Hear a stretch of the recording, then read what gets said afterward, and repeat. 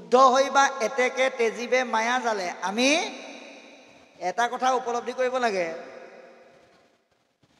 যে এজন জালুৱাই বিপদত পতিত হোৱা জীৱটোক জালৰ পৰা উদ্ধাৰ কৰি দিব পাৰে কাৰণ উদ্ধাৰ কৰাৰ ব্যৱস্থাটো জালুৱাজনৰ হাততহে আছে এতিয়া ভগৱন্ত যদি এজন জালুৱা হয় আপুনি আমি মায়াৰ জালৰ পৰা উদ্ধাৰ হ'বৰ কাৰণে তেওঁক খাটনি ধৰিব লাগিব কিন্তু জালখনৰ পৰা উদ্ধাৰ পাবলৈ তেওঁক খাটনি ধৰিবলৈ হ'লে আমি মায়া মানে কি আমি জানিব লাগিব তে মায়া মানে কি অবস্তুক দেখাৱয় বস্তুক আৱৰি সেহিহে মুহুৰ মায়া জানা নিষ্ট কৰি অবস্তু মানে দেহ বস্তু মানে আত্মা আত্মাক আৱৰি যিটো দেহাত্মা বিবেকৰ ভাৱনাই আমাক ধাৰণ কৰি ৰাখিছে সেইটোৱে হৈছে মায়া এটা মায়াই এক প্ৰবল শক্তি লৈ আমাক পৰিচালনা কৰি আছে সি অকলে অহা নাই লগত 16টা পুত্ৰ লৈ আহিছে কি হেৰা দম্ভদৰ পপৰ নিন্দা অভিমান তিৰস্কাৰ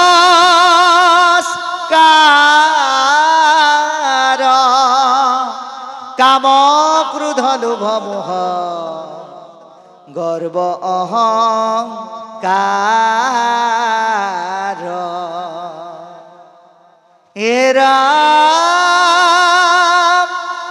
ঈৰ্ষা অসূয়াশা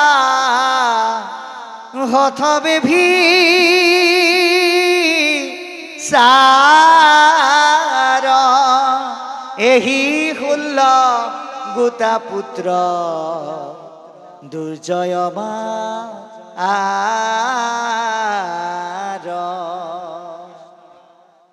এইবিলাক হ'ল মায়াৰ পুত্ৰ ক'ত থাকে মনৰ লগতে থাকে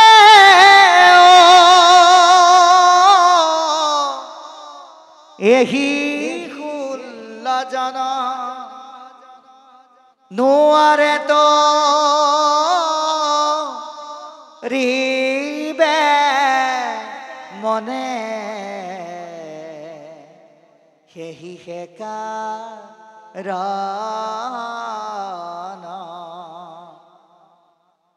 মনক এই পুত্ৰকেইটাই দিগদাৰ কৰি থাকে সেইকাৰণে আমি তৰিব নোৱাৰো সেইকাৰণে কৈছে মায়াৰ জালৰ পৰা মুক্ত হ'বলৈ হ'লে ঈশ্বৰৰ কথা শুনি মন শুদ্ধ কৰিব লাগিব তেতিয়াহে ঈশ্বৰৰ কৃপা পাবা আৰু সেইকাৰণে আমাক সিদ্ধান্ত দিলে কি বুলি এৰা জ্ঞানী মনুষ্যৰ এহি মানে প্ৰয়োজন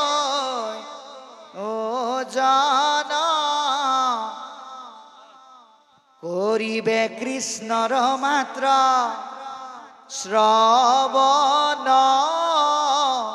কীৰ্তন যেন ফল পাই হবে দেৱতা মজি লভে সৰ্বসিদ্ধি প্ৰভু মাধৱ কভুজি হেৰা অজ্ঞানীষে সেৱয়ানা দেৱতা সকল যেন পুত্ৰ ভাৰ্যাৰ জনে তু সফল ভকত জনৰ সংগে ৰংগে সৰ্বক্ষণ কৃষ্ণক আৰাধি কৰে শ্ৰৱণ কীৰ্তন হেৰাম এহি মানে মাত্ৰ পুৰুষাৰ্থ পুৰুষৰ আন কৰ্ম সবে ব্যৰ্থ হৰি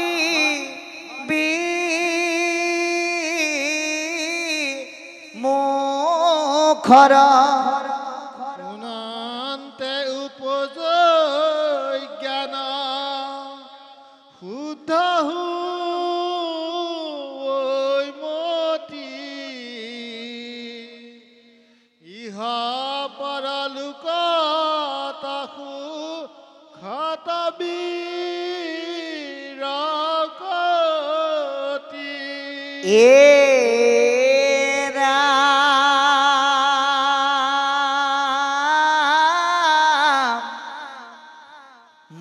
মুখ্যতৈ অধিক সুখ সপ্ৰেম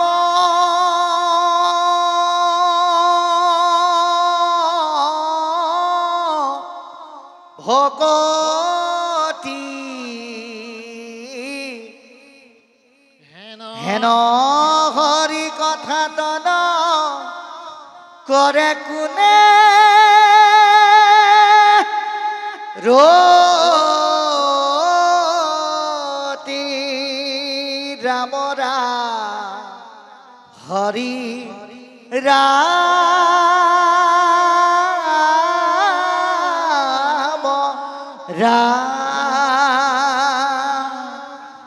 গতিকে আমাক আজি এই চেদলৈকে সিদ্ধান্ত দিলে জ্ঞানী মনুষ্যৰ এহি মানে প্ৰয়োজন জ্ঞানী মানে বহু ডিগ্ৰী ধাৰণ কৰি শিক্ষা লোৱাটোকে কেৱল জ্ঞানী বুলি কোৱা নাই জ্ঞানী হ'বলৈ হ'লে আপুনি মাত্ৰ বিশেষতে সামাজিকভাৱে চাৰিটা কথা জানিব লাগিব কি কি মই ক'ৰ পৰা আহিলোঁ মই কোন মই কলৈ যাম আৰু মই কি কৰিব লাগে এই চাৰিটা কথা যি জানিছে সেইজনে জীৱনৰ প্ৰয়োজনীয়তাবিলাক পূৰাব পাৰিব আৰু সেইজনেই জ্ঞানী প্ৰথম কথা হ'ল মই ক'ৰ পৰা আহিলোঁ আপুনি আমি ভগৱন্তৰ কৃপাত ব্ৰহ্মাৰ অনুগ্ৰহত আমি এই ধৰালৈ আহিলোঁ সেইকাৰণে কৈছে ব্ৰহ্মাৰ প্ৰাৰ্থনী নৰতনু অনুপাম বুলি ভগৱন্তৰ কৃপাত ব্ৰহ্মাৰ অনুগ্ৰহত আমি এই পৃথিৱীলৈ আহিলোঁ আমি কোন আমি ভগৱন্তৰ অংশ জীৱ মানুহ কিন্তু দেহাত্মা বিবেকৰ কৰ্ম কৰি এই ধৰাধামত শ্ৰেষ্ঠ হ'লেই সফলতা নুবুজায় বিষয়ৰ সম্বন্ধীয় সুখত সফলতা নাই হৰি সেৱা কৰাৰ ক্ষেত্ৰতহে আমি প্ৰকৃত সফলতা অৰ্জন কৰিব পাৰোঁ সেইকাৰণে আমি কি কৰিব লাগে সদা সৰ্বদা ভগৱন্ত সেৱাৰ যোগেদি জীৱনৰ সফলতাৰ মাপকাঠি আমি বিচাৰি ল'বৰ কাৰণে যত্নবান হ'ব লাগিব যেন ফল পাৱে সবে দেৱতাক যজি অন্য ধৰণৰ দেৱ দেৱতাবিলাকক সেৱা কৰি পূজা কৰি যি ফল পায় ভগৱন্তৰ নাম ল'লে ততোধিক ফল লাভ কৰিব পাৰি বুলি কৈছে লভে কৰ্ম সিদ্ধি প্ৰভু মাধৱক ভজি গতিকে ঈশ্বৰৰ নাম ল'লে আমি ততোধিক ফল লাভ কৰিব পাৰোঁ গতিকে সত্যত এটা দাপৰ যুগত ধ্যান কৰি যজ্ঞ কৰি পূজা কৰি যি ফল নাপালে কলিত ঈশ্বৰৰ নাম ল'লেই পাই যায় কিমান সুন্দৰ ব্যৱস্থা কিমান সহজলভ্য ব্যৱস্থা গছৰ পকা পাত বায়ু খাই পেলাই ধৰ্ম কৰিব লগা হৈছিল কিন্তু আজি আপোনাক আমাক কি দিছে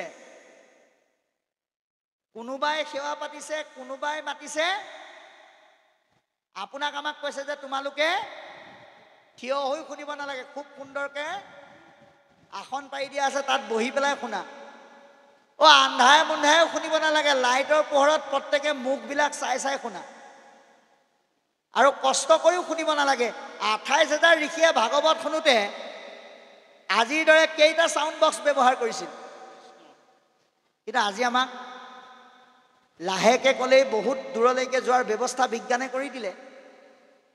তাৰ পিছতো যদি আমি হৰি কথাত অৱহেলা কৰোঁ তেতিয়াহ'লে কিন্তু অসুবিধা আছে। বিশেষকৈ আমাৰ কৰ্মৰ পিছফালে 3ডাল নেগুৰ লাগি থাকে, মনত ৰাখিব। যি 3ডাল নেগুৰৰ কাৰণে আমি হৰি কৰ্মত আমাৰ অৱহেলা হয়। নামলৈ যাবলৈ, পাঠলৈ যাবলৈ, ভকতৰ সংগলৈ যাবলৈ আমাৰ অসুবিধা হয়। আমাৰ 3ডাল নেজ আমাৰ কৰ্মৰ পিছফালে লাগি থাকে। কি কি চাব দেই, এই নেজ 3ডালৰ লগত আজি চিনাকি হৈ লওক। 1 নম্বৰ নেজডালৰ নাম হ'ল হেতেন, 2 নম্বৰ নেজডালৰ নাম হ'ল চিলে,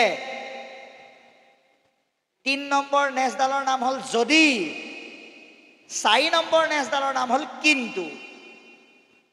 এই 4ডালে বৰ আমনি কৰে। কেনেকৈ কৰে চাব দেই।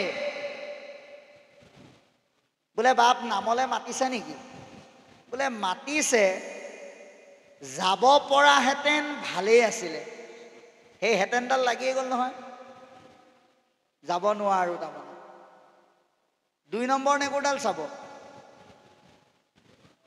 বাপ নামলৈ মাতিছে নাই? বোলে মতাটো মাতিছে, যাম বুলিও ভাবিছিলোঁ, যদিও নাযাওঁ। কেলে? বোলে শইকীয়া আহিলে মোৰ নামলৈ যাবলৈ মনেই নাযায়। তাত যদি শইকীয়া বহি থাকে, যদি বৰা বহি থাকে, মই তাত বহিলে দেখোন মোৰ কিবা বিচাই ডকাতি থাকে। এই যদিটো তাত লাগি গ'ল, হেতেন আৰু যদি হৈ গ'ল। তাৰপৰা চিলে,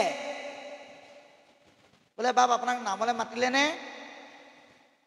মাতিলে বাৰু, যাবলৈ মনটো আছিলে, চিলে।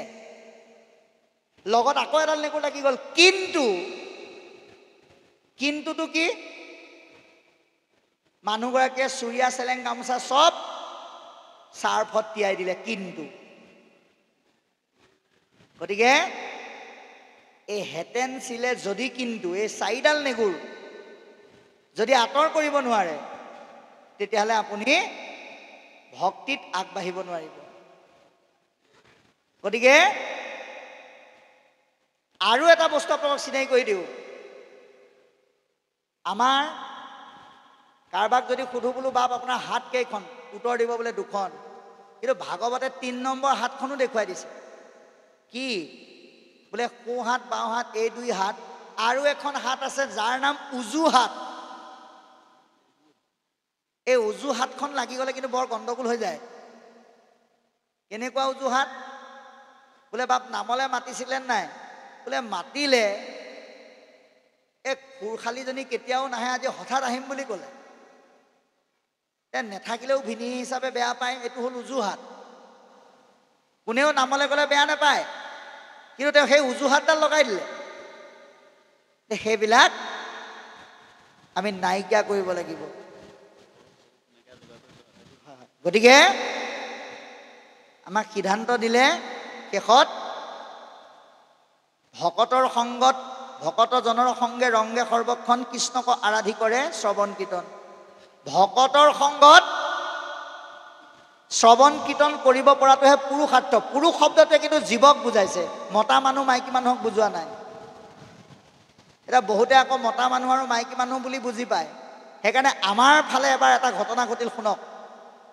কি হ'ল, এই কীৰ্তনৰ নাম এষাৰ গাইছে, মানে বাপজনে আকৌ অইন দিনাখন লগত বেলেগ মানুহ লৈ যায়, সেইদিনা আকৌ আইগৰাকীক লৈ গৈছে। লৈ গৈ কীৰ্তনৰ নাম আকৌ শ্যামন্ত হৰণভাগেহে দিবলৈ পাৰিলে।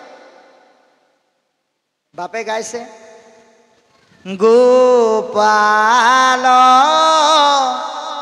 গোবিন্দ যদুনন্দ কৃষ্ণৰ চৰণে লৈলো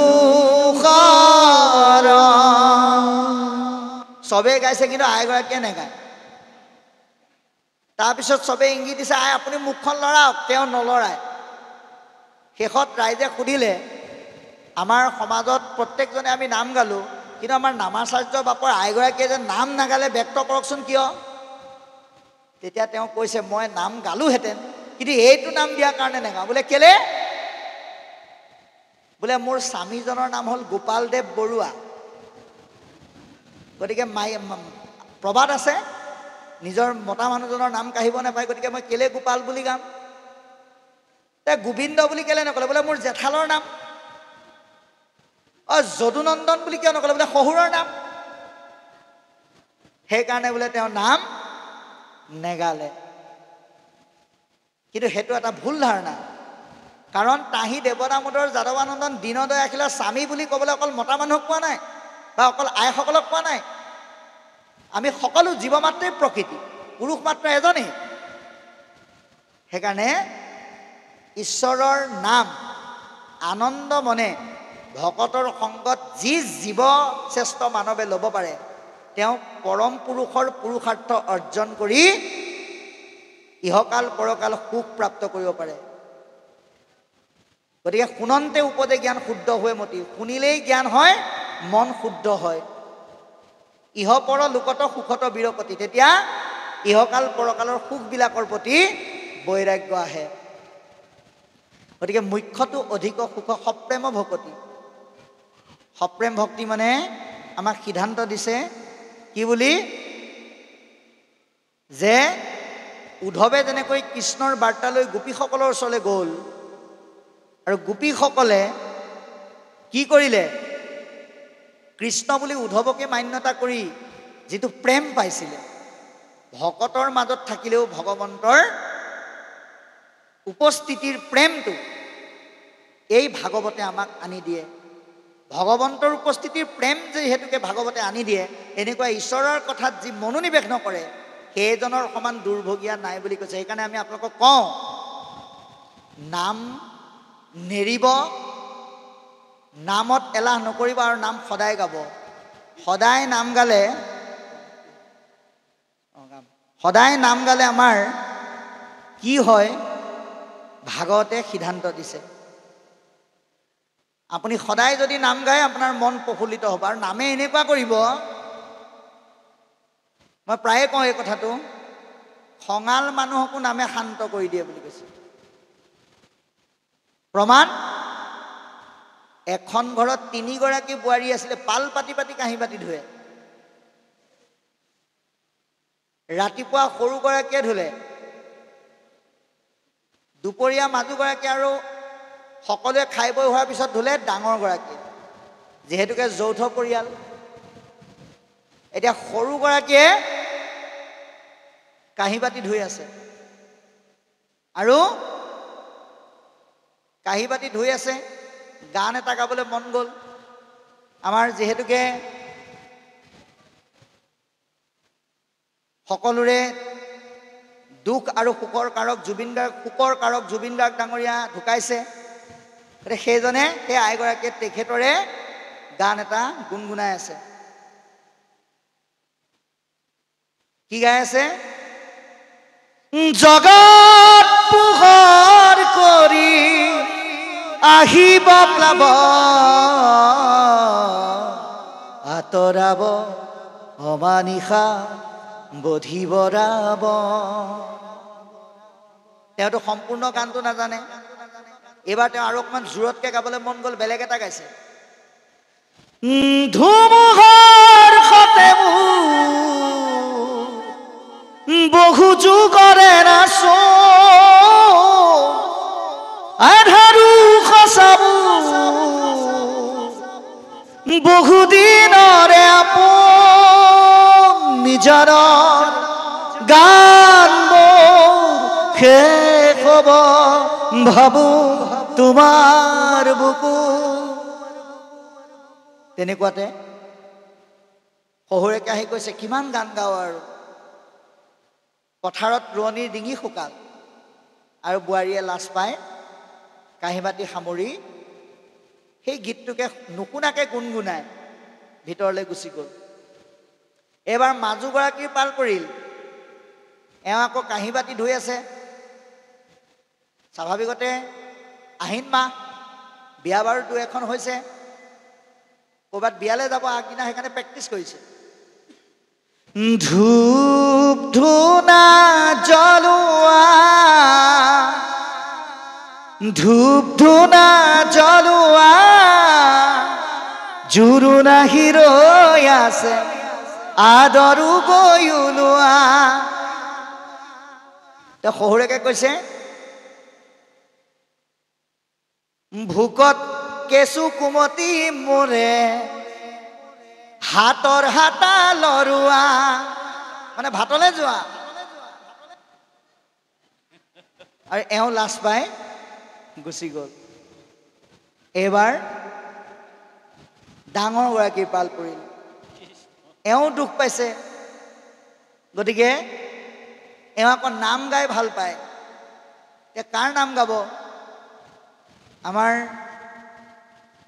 সেই গায়কজনেই অকল আধুনিকতাতেই সীমাবদ্ধ নাই থকা, তেখেতে গুৰুজনাৰ লগত সমৃদ্ধ যথেষ্ট নাম গাইছে। তেনেকুৱা এটাকে গুণগুণাইছে, কি বুলি? গুৰু মোৰ গলা গয়, আমাক নিথৰুৱা কৰি থৈ প্ৰাণহীন হ'ল সবা, দেখিছো তাৰে প্ৰভা। শংকৰদেৱ গলা গয়, আমাক নিথৰুৱা কৰি থৈ প্ৰাণহীন হ'ল সমাজ, দেখিছো তাৰে প্ৰকাশ। তুমি গঢ়ি যোৱা খাতাম পুৰুষীয়া, একতাৰ যিডাল এনাজৰী, আজি দেখা পাওঁ যাই ছিগি ভাগি, যোৰা দিব আকৌ কোনে আহি। শংকৰদেৱ গলা গয়, আমাক নিথৰুৱা কৰি থৈ প্ৰাণহীন হ'ল সমাজ, দেখিছো তাৰে প্ৰকাশ।